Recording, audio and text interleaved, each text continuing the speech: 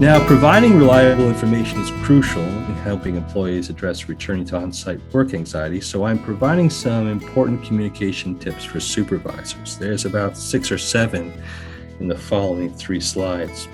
So we're going to go over them. And I think it's also good for staff to hear them as well. So the first one is, in your professional role, think about what you can say for certain. Think about the framework about knowing when a stressful event will begin and when it will end. Give people ample time or notices about relevant changes, right? We all want to know if there's a change coming, and we're also going to want to know if that change is going to end. So keep that framework in mind.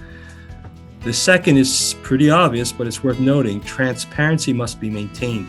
If you don't know as a supervisor about something, then say you don't know, but try to explain the process that is limiting your knowledge or the process that will result in helping information being provided. Similarly, try not to withhold information because that can breed mistrust and uncertainty. Now, I'm sure there are times where you have to hold back some information. I get it. But really, it's very, very important to be transparent. Be very certain you understand the questions that are being posed to you. Ask clarifying questions so you can provide clear answers. So as a supervisor, you can pause, you can ask people to clarify what the question is, what kind of outcome are they looking for. But I think that's really, really important in effective communication.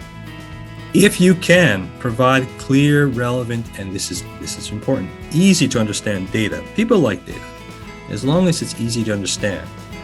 And certainly as a supervisor, your role is to provide helpful resources, so point folks in the right direction.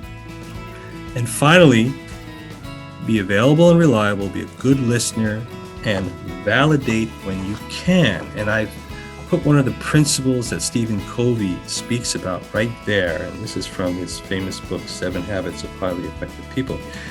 Seek first to understand, then to be understood. And I think this is something every supervisor should really understand. And I know that in that principle, there's a warning within it, which essentially says, don't listen simply as an effort to wait for a moment to reply, right? Some people do that, and we all know when folks are doing that.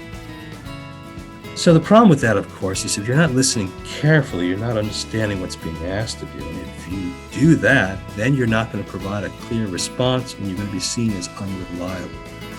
So good listening is really critically important in communicating reliable information.